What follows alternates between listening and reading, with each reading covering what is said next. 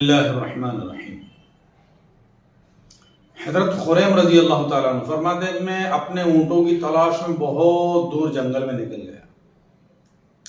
ऊँट तलाश करते करते शाम हो गई, ऊँट तो मिल गए, लेकिन अब रात के अंधेरे की वजह से मैं वापस नहीं हो सकता था। मुझे रात वहीं गुजारना थी जंगल के अंदर। तो उस ज़माने के दस्तूर के मुताबिक मैंने कहा कि मैं इस वादी के, इस जंगल के जिन्नों की पनाह लेता हूँ। जैसा कि कुरान करीम के अंदर भी फरमाया गया है, सूरह जिन के अंदर लिखा है, व अन्नहु काना रिजालुम मिनल इंस यऊज़ूना बिरिजालिम मिनल जिन्न। यानी उस जमाने के इंसान जो है वो जिनों के मर्दों की पनाह मांगा करते थे।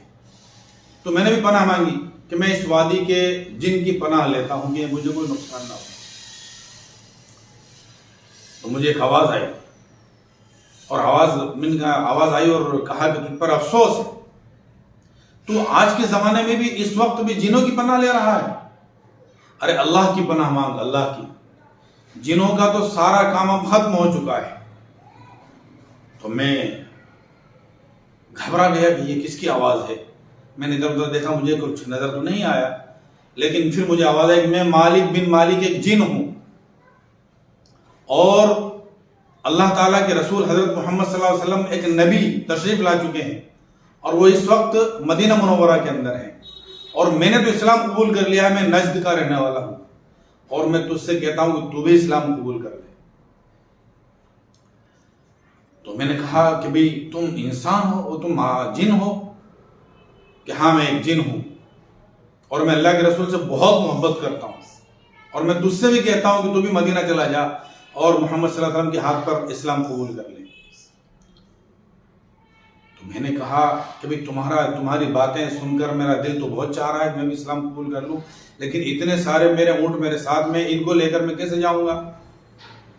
तो उसने जिन ने कहा कि इन ऊँटों की फिक्र मत कर, तू मदीना मुनव्वरा चला जा और तेरे ऊँटों को मैं तेरे घर पर पहुंचा दूंगा। हजरत खुरैम ने जब ये बात सुनी तो अपनी एक ऊँटनी ली और ऊँट पर बैठकर वो सीधे मदीना मुनव्वरा पहुंच गया। कहने लगे कि जिस वक्त मैं मदीना मुनव्वरा पहुंचा, जुमे का दिन था और जोहर में यानी जुमे की नमाज का वक्त चल रहा था। तो मैंने ख्याल किया कि मैं नमाज के बाद रसूलुल्लाह से मुलाकात कर लूंगा। तो मैं बाहर ही था कि हजरत अबू बकर सिद्दीक और हजरत अबू जर ये दोनों तशरीफ लाए। उन्होंने कहा हमें अल्लाह के रसूल ने भेजा है, और अल्लाह के रसूल ने भेजा है कि हम आपको बुलाकर ले जाएं। तो अल्लाह के रसूल ने उन दोनों को भेजा, तो वो दोनों हजरत मुझे लेकर अल्लाह के रसूल की खिदमत में हाजिर हो गए। और रसूलुल्लाह के सामने जैसे ही मैं पहुंचा तो अल्लाह के रसूल ने यह फरमाया कि तुम्हारे ऊँट तुम्हारे घर पर पहुंच चुके हैं। मुझे बड़ा ताज्जुब हुआ, ये बात तो किसी को मालूम ही नहीं है। यानी ये बात कि मैं ऊँट लेकर ऊँट तलाश करने के लिए आया था, मुझे ऊँट मिल गए हैं, और उस जिन ने मुझसे ये कहा है, मालिक बिन मालिक जिन ने मुझसे कहा है कि तुम रसूलुल्लाह के पास में जाओ और मैं तुम्हारे ऊँट तुम्हारे घर पर पहुंचा दूंगा। तो ये बात रसूलुल्लाह को कैसे मालूम है? इसका मतलब ये है कि आप सल्लल्लाहु अलैहि वसल्लम यकीनन अल्लाह ताला के रसूल हैं।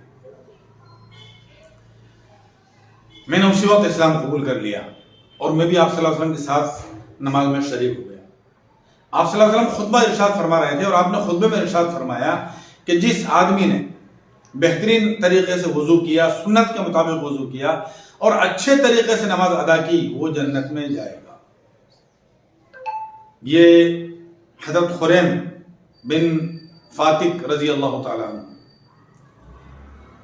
ये नबूवत से पहले इस्लाम कबूल कर, जंग बदर से पहले ही इन्होंने इस्लाम कबूल कर लिया था। और इस्लाम कबूल करने से पहले जैसा कि इनकी आदत थी, लंबा पाजामा और बड़े बड़े बाल रखा करते थे।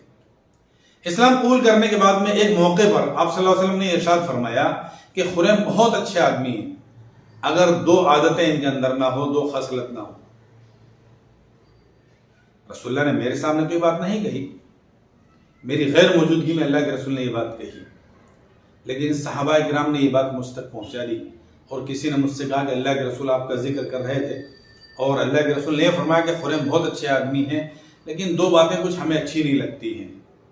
और वो बहुत दो बातें ये हैं कि एक तो पाजामा टखनों से नीचे पहनते हैं और दूसरी बात यह कि बाल बहुत बड़े बड़े रखते हैं।